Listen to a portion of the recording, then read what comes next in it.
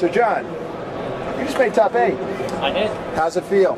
Feels great to finally break into the top 8 after near misses probably a dozen times. 9th, 10th, 11th place. I've pretty much done it all. So now you don't have to worry about your teammates? Yeah, no more ridicule, no more bridesmaids. Finally get in there with my teammate. He's gone now tip-to-toe. He's made more top 8s than you can count.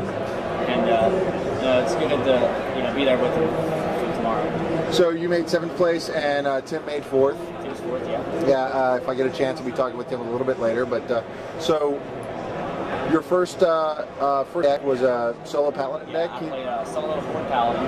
Okay.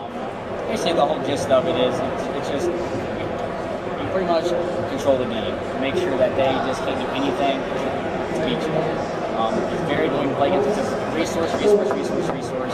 Go. So typical paladin where, for folks who play in the MMO, they can't kill anything, Correct. But they can't be killed. Correct. And it really works out because a lot of people say, I build a deck like that, it's good, but they always say they don't play the Blessing of Wisdom, which is actually the most absurd card in the entire deck. What's that again? It's a 5-cost instant ability. It attaches to your hero. Oh, Blessing of Wisdom, yes. And you can tap your hero to draw a card. And usually, once you play that, you have 7 cards in your hand the entire game. So it makes it really difficult for someone to get through. And then you kill them eventually, turn 15, 16, whatever you want. You play a Teal Wild game. Oh, okay, yeah. Okay, and usually you have probably 12, you probably only have 1 or 2 face-ups. So she's usually like 15, 13, 14, 14.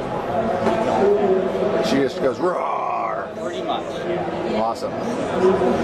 And can you talk a little bit about your day 2 experience and the decks that you drafted? Sure. Back home at the local store, we have about 8 people that all draft, every week, and 4 of them are, pro level players. Yeah. And we probably usually draft 4 to 5 times a year. So I was pretty ready for this event. I was expecting to go 5-1, and that's what I went. So I normally like to draft hunter decks. I feel that the pets are all overpowered. Hunters can use basically any weapon in the game. They have really good commons. Everything's playable. I saw quite a few decks with Hootie out there to be able to blunt the opponent's attack. Yeah, like cards like Hootie is really good, obviously. Chops is another card that runs games by himself. Old Bones. Yeah. I was lucky enough to get a Fury in the last draft. Nice, very nice. That guy's obviously very good. So, just in that last draft, I had every single pet. So it was really difficult for people to break through. I'm playing like overcosted, ally every turn. Awesome. So you had 2 hunter decks, both drafts? Yeah, first draft I went Horde Hunter. Almost the same thing as my second deck. Like I had almost the same cards except the allies are But the abilities were the same. Hunters, I think Hunter's the way to go to draft. Hunter, sometimes Warrior. But other than that, if you're not a weapon class, your deck, and in my opinion, won't win a pod.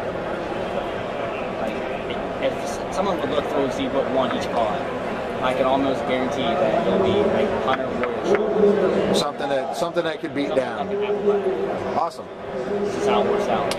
I don't think that's really fair that the weapons are that powerful, but Well, until they introduce wands. I mean, once wands get out there, I think that the non-weapon guys will be able to get a little bit. Yeah. So, what do you think about your chances tomorrow in your top 8? I think I can say I'm probably a 50-50 at best in my first round opponent. He's playing a Grunfreeze Hunter deck.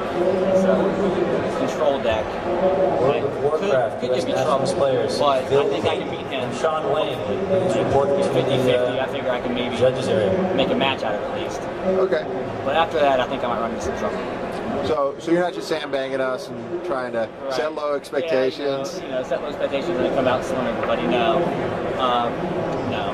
I just don't think I can win it. Well, top 8, it's a very good thing, and it definitely gets you into Worlds.